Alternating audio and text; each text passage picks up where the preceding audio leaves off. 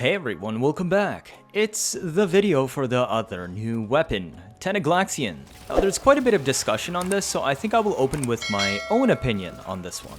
Now, it's nowhere near as good as Torrid. However, it also is the next best chain beam we have besides Torrid. The question becomes accessibility. What does Torrid Incarnon need? The new war clear, Zeramin content clear, access the steel path and clearing all of Duviri to unlock steel path circuit, and then also grinding multiple hours to get the adapter plus required resources and Pathos clamps. What does the Tenet Glaxion need? The war within completion, and Call of Tempestari, and about 1 hour of cycling larvalings if unlucky on weapon RNG, plus 1 more hour to kill the sister.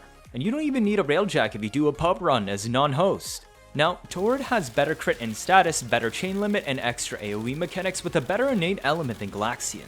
But Glaxion has all of those same things better than other chain beams that we have available as well. Therefore, while Glaxion is not necessarily the top pick for late game veterans that own everything, it is still a huge leap forward and recommended for all mid game players or those for looking something solid. I would consider it on par with, or even better than the Brahma, and outclasses pretty much every beam weapon that is not the Born Incarnon or Torrid Incarnon for the purposes of crowd clearing. It is near competitive with any beam that is not Convectrix or Spectra Vandal for DPS purposes too. It also has a new augment called Photon Overcharge. This makes much less of a difference than Sobek's augment for DPS weapons, and most likely just replaces a crit mod on the weapon.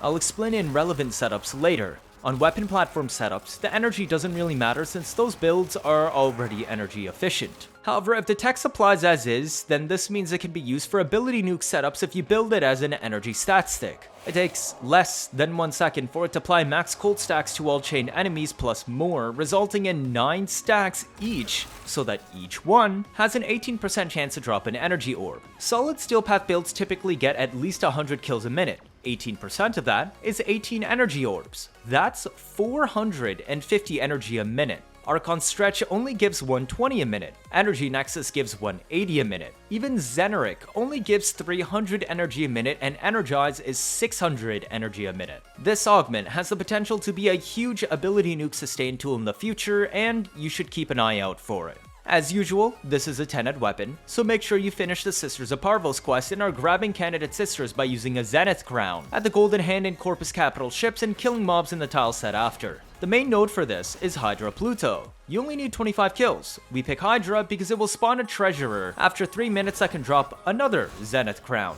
Don't leave the mission until it spawns. Now, which progenitor is best? This seems complicated, but it's actually quite simple. Your main options are Toxin, Magnetic, or Radiation. All 3 of these choices have extensive overlap in build options and only have niche situations where one is better than the other. Toxin allows you to get viral with 0 mods, saving slots to buff your raw viral damage or slash procs on a 100 munitions build. It also lets you build Corrosive Cold with massive corrosive weight both for bigger DPS as well as an option to run Emerald Shards for a near instant full strip. Radiation allows you to get +1 free innate elements that you otherwise would have not really been able to get. Magnetic allows you to get the same +1 free element for Gun CO, except now you can also sacrifice another mod slot to equip the Radiation all-in-one mod that was added with Whispers in the Wall. However, Glaxion is not hurting that much for mod slots, so generally all 3 progenitors can pull off the standard setups without issue.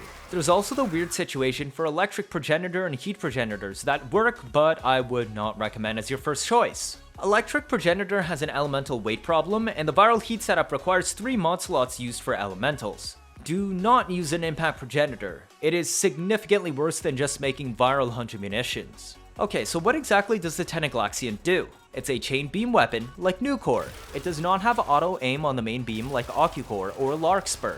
It has a chain limit of 4 and has abnormally high chaining range somewhere around 9 to 10 meters apart. The standard is typically 7 meters. Now about Punchthrough. Notice how the beam is visually steady. Adding Punchthrough allows the weapon to hit roughly +2 more enemies, but not with full damage. The beam is flickering because it is bouncing between targets, meaning you do the same amount of total damage across 5 enemies. Just now that it spreads across 7 enemies instead. The main beam can hit more direct targets too. This weapon is very strong for base steel path and advised to run Punchthrough, since it normally overkills and can easily tank the damage loss to deal with more enemies at once. In Endurance, I would not recommend using Punchthrough on this weapon unless you have access to full armor strip, be it from abilities or emerald shards. As a reminder, elemental hierarchy matters for Progenitor weapons. Glaxion is innate pure cold. The hierarchy is HCET, or Heat, Cold, Electric, Toxin. Any mods you equip or buffs you use will combine with those innate elements on that weapon order first. Since Glaxion is cold, a heat progenitor will combine with your mods first, whereas the innate cold would combine before an electric or toxin progenitor. This does matter for builds later, and I'll go over it when it matters then. I think it's about time to look at the builds. All setups can use 1 or 2 sources of fire rate. Most of them I'm building for 2 sources on the weapon. Fire rate on beams use 0.5 ammo per tick, so 27 fire rate like this means Glaxion will burn 13.5 ammo per second, aka this mag lasts 6.5 seconds of continuous fire before you need to reload. This is a viral slash build via Toxin Progenitor. Prime Shred is super important on a slash build because it scales the cap and allows us to distribute our damage on more enemies by Punchthrough instead of overkilling. Guncio is always better than Serration here because beams apply status near instantly, and we always get at least 2 statuses on Glaxion builds except Pure Viral, for the plus 160% base damage. The status chance is a nice token bonus and you won't really notice the 5% base damage difference. Crits are standard because we're going Hunter Munitions. This weapon has sufficiently high damage that even 60% crit chance performs well enough. Bane is used because it double dips the slash procs for 2.4 times more damage. Merciless cuts reload to a comfortable 1.5 seconds. There isn't much to say about this, it's a standard spray and pray build. The new augment from Nightwave doesn't really fit on this build anywhere, but you can replace Vile Acceleration with it if you want and use Arcane Acceleration on your Warframe. Build 2 is a slight tweak for full strip setups. Since we only deal 1 element of damage, we opt for Serration instead to guarantee plus 160% base. If you're using external primers, Guncio is still better. We've replaced Hunter Munitions with primed crown rounds for an absolutely massive bump to raw viral DPS. Bane is optional here, but still best in slot for 1.55 times damage. If you use the new augment or bladed rounds, it's still a 1.41 times damage increase without needing to care about faction. Punchthrough is optional, since raw damage builds only kill while touching enemies since there is no Dawn. It is okay to slot something else instead of Prime Shred. For normal play, I would recommend Merciless for the simple playstyle, but Deadhead does work on raw viral builds if you want the extra headshot damage against Xmas units. The new augment doesn't really fit on this build anywhere, but you can replace Vile Acceleration with it and run Arcane Acceleration on your Warframe. Build 3 is a popular build consideration that will probably become even better once the element changes come through next month. This is a Corrosive Cold build that takes advantage of a Toxin Progenitor to get massive corrosive weight when you double mod Electric and Toxin. This allows you to ramp up your raw damage further and still have enough cold procs to get the freeze and extra crit boost. It also works for a full strip Emerald Shard build where a crit cold bonus will make up for not having viral directly modded on. Prime Shred does a good job on applying armor strip and freeze stacks even to enemies not killed yet. This build only uses 1 source of fire rate, and you can get more from Arcane Acceleration if desired. Primed Bane is optional because it only single dips since this is a raw DPS build and not dot DPS. You can consider dropping the Primed Bane for bladed rounds or the new Nightwave Augment Photon Overcharge if you get it, or, well, Vile Acceleration. You may also consider replacing the Bane for Shivering Contagion, but I don't really find it worth it here. For normal play, I would recommend Merciless for the simple playstyle, but Deadhead does work on raw viral builds if you want the extra headshot damage against Xmas units. Build 4 gets into unusual builds raised to me. It's a viral electric build with Electric Progenitor. Picking Electric makes innate cold combined with Toxin mods first. This grants 100% cold plus 15% toxin for 115% viral scaling. Progenitors can only scale up to 60% for electric. 60% electric versus 115% viral is not good enough electric weight for main DPS, and results in viral hogging procs despite being capped to 10.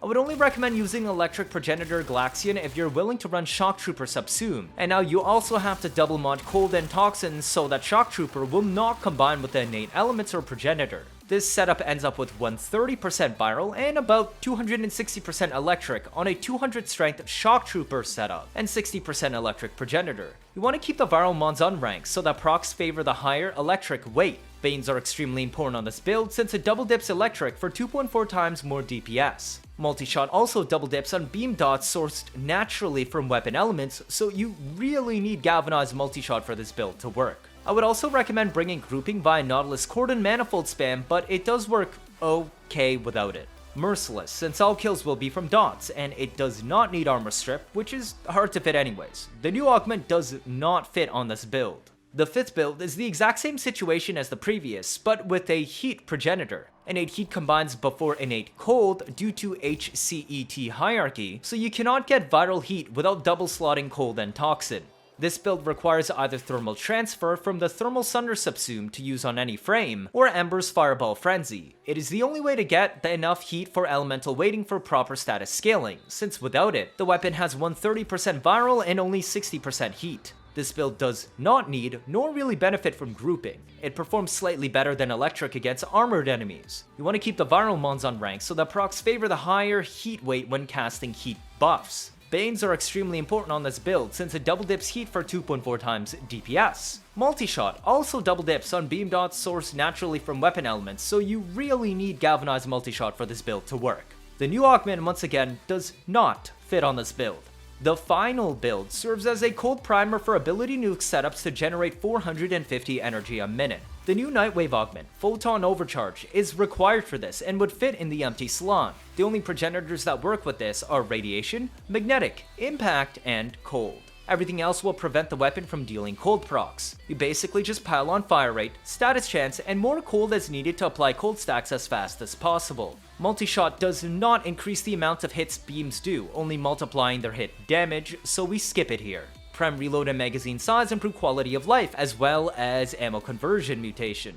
Merciless for even more reload. All you need to do is just press mouse 1 for about a second, and you will tag everything around you, with Shivering Contagion carrying it in a much bigger AoE. Enjoy the crowd control and free energy. Cheers! If this is your first time watching, feel free to leave like or better yet subscribe. Let me know your thoughts down in the comments. 79.5% of you are not subscribed. I'm trying my best to get new information out always, as soon as possible, like I've been doing with the Dante update. Stick around if you want to see interesting memes and builds on a nearly daily basis. You don't want to miss out on any of that, do you? That'll be it for this video. Thank you all for watching, and see you all next time.